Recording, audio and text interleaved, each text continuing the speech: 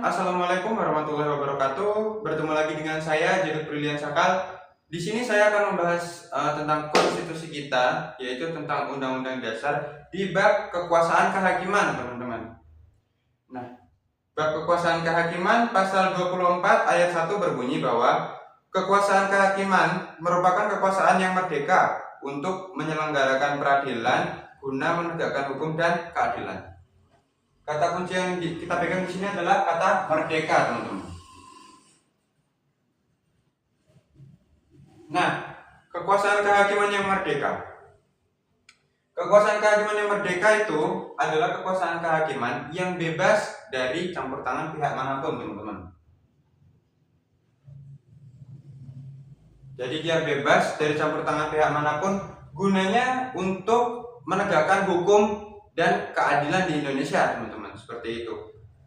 Jadi kekuasaan kehakiman itu tidak boleh dipengaruhi oleh pihak manapun, agar dia tetap berdiri sendiri dan tetap bisa menegakkan hukum dan keadilan yang ada di Indonesia ini. Seperti itu.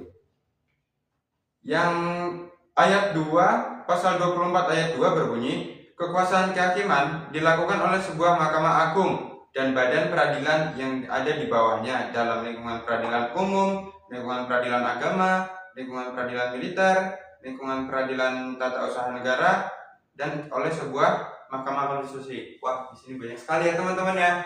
Kita bahas satu persatu.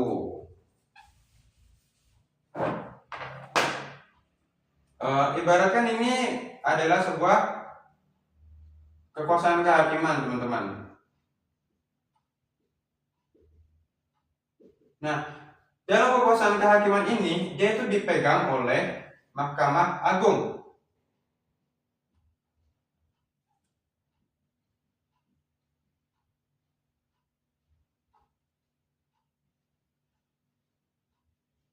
Nah, di lingkungan kekuasaan kehakiman ini, dia dikepalai oleh Mahkamah Agung, teman-teman. Nah, di bawah Mahkamah Agung ada beberapa lingkungan peradilan lainnya, yaitu ada lingkungan peradilan umum,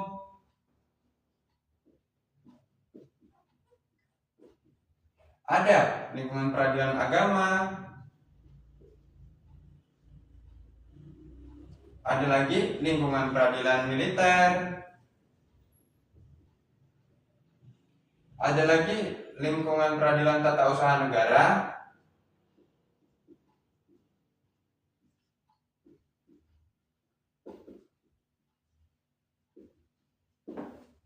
ada lagi Mahkamah Konstitusi.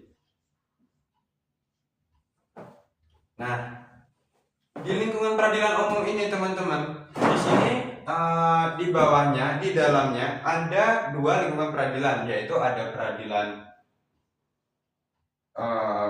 negeri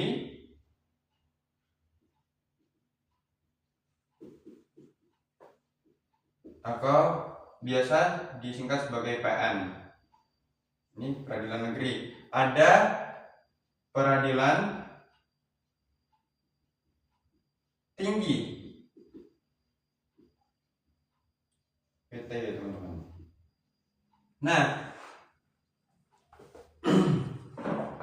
untuk lingkungan peradilan ini, lingkungan peradilan negeri ini, dia itu untuk memeriksa, mengadili, memutuskan, serta menyelesaikan perkara pada pidana dan perdata, teman-teman. Dia bisa menyelesaikan pidana dan perdata.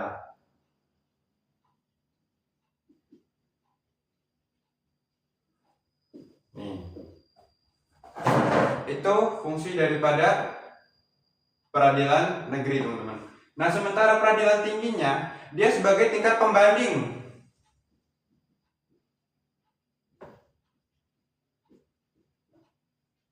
Nah, dia ini sebagai tingkat pembanding, teman-teman. Pembanding daripada keputusan yang diambil pada peradilan negeri tersebut.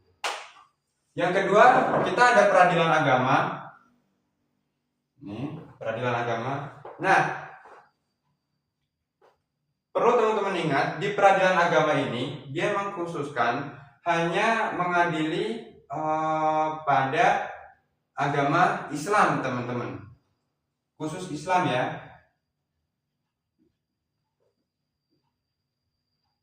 Jadi misalkan ada non Islam, misalkan ada Kristen, Konghucu, Buddha seperti itu diadili di dalam lingkungan peradilan umum ini teman-teman, bukan di lingkungan peradilan agama, karena di lingkungan peradilan agama ini hanya untuk agama Islam. Nah, di lingkungan peradilan agama ini menyelesaikan sengketa tentang Islam juga teman-teman, tentang seperti perkawinan,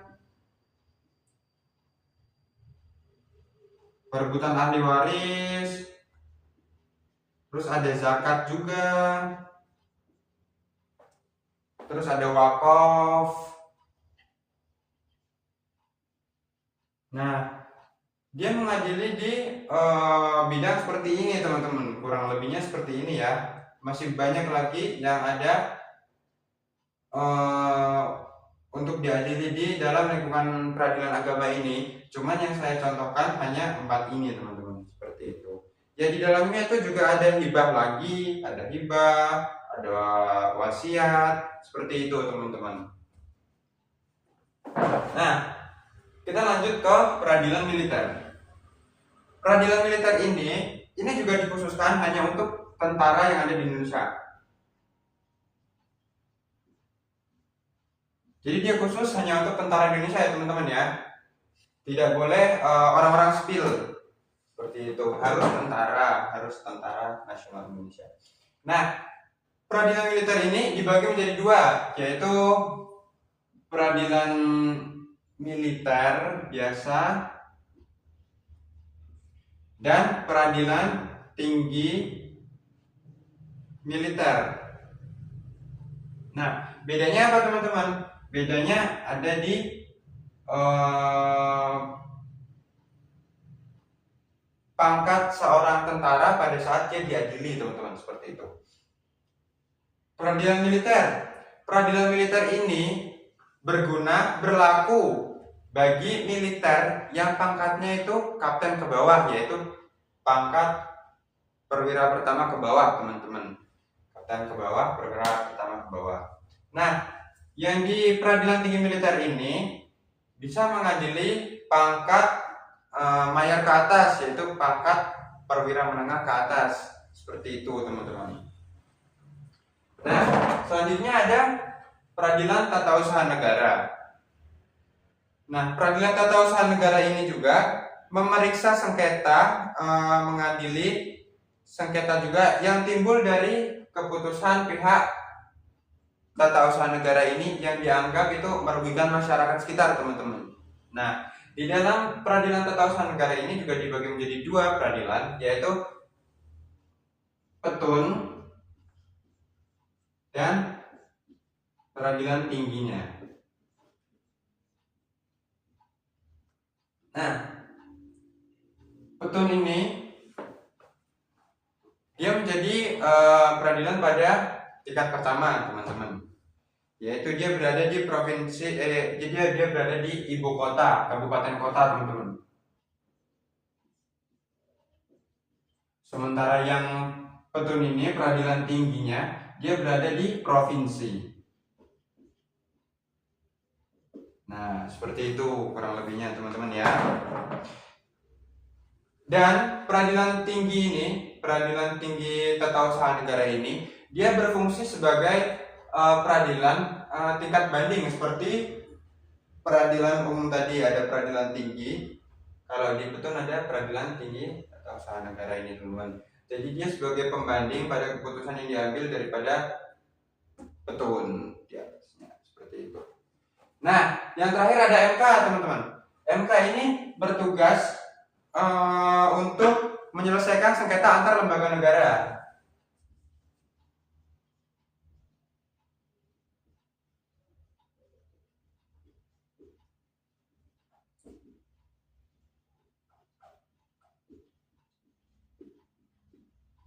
Nah, contohnya ada beberapa contoh teman-teman, cuman yang saya sampaikan di sini hanya ada 2 contoh, yaitu yang pertama,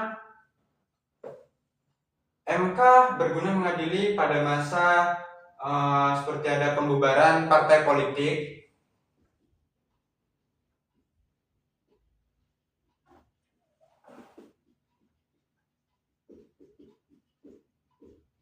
Nah, itu juga tugasnya MK, teman-teman. Nah, ada lagi yang satu, pelanggaran pada saat pemilihan presiden seperti itu, perselisihan di pemilu lah dengan dugaan pelanggaran pada presiden dan wakilnya.